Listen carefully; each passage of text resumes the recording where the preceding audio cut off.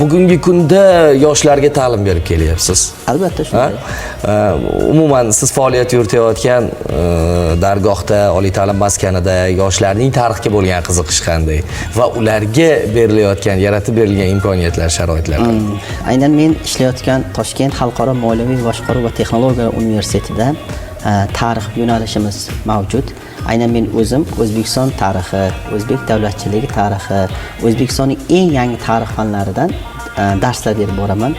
Bizning universitetimiz talaba yoshlari intellektual talaba yoshlar, har jabhada kerak bo'lsa raqobatbardosh kadrlar chiqarishga biz tayyormiz va shu munosabat bilan ularda intellektual salohiyati ham yuqori desak ham adashmagan bo'laman.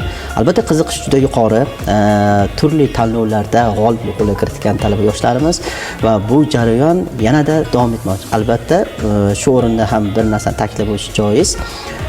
Bizda kafedramizda ham ustoz shogird anlar mavjud. Talaba yoshlarimizni o'sha raqobatbardosh kadr bilan tayyorlash bilan birgalikda vatanga sadoqat, el yurtga, qolaversa tarix ilmini yanada chuqurroq o'rganishga harakat qilib bormoqdamiz.